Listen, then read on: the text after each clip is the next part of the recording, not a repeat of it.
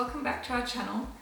Today we're talking a little bit about intermittent fasting, what it is, some of the benefits, and who should consider intermittent fasting. So we'll get into it.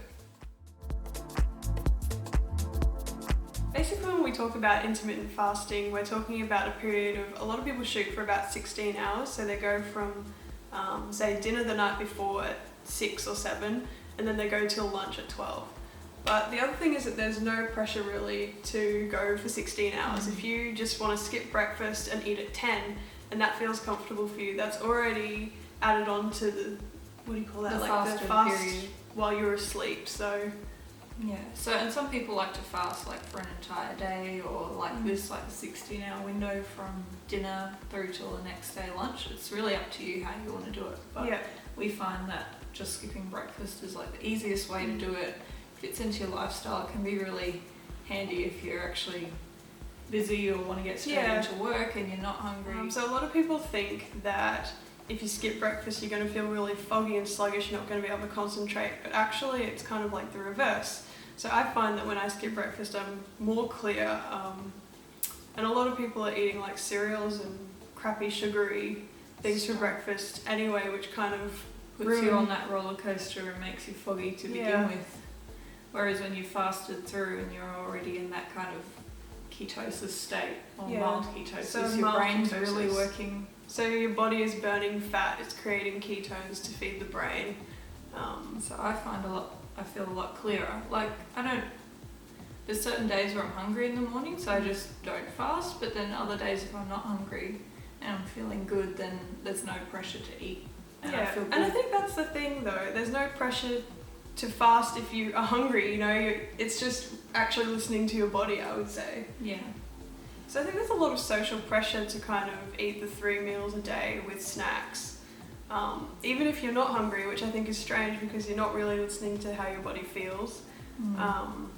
And then when you look back with a more ancestral perspective, people didn't always have food on hand. There were seasons when it was, you know, winter and you don't have access to food all day long. So the body actually had time to do things other than digest. So, and there's also the pressure to think that breakfast is the most important meal of the day, but that's not necessarily always the case, especially if you're eating cereals and things for breakfast that make you feel actually worse than if you hadn't eaten. Yeah, definitely.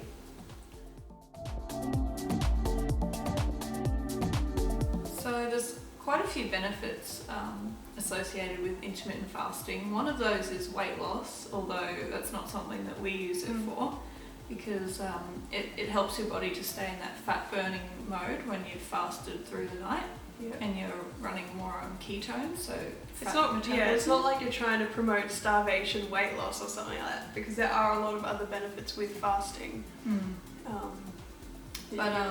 So weight loss is one of them. Another one is longevity. So when the body's not always focused on digesting, breaking down, assimilating nutrients, it can actually clean up the cells. I think it's called autophagy. Yeah. It's a process where the cells are cleansed. So it also could help with a lot of chronic diseases, especially to do with the brain. Yeah.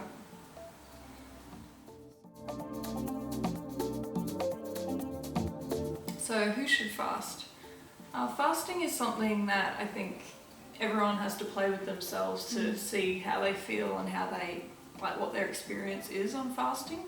But it's something generally you don't want to do if you're either stressed out, under a lot of pressure.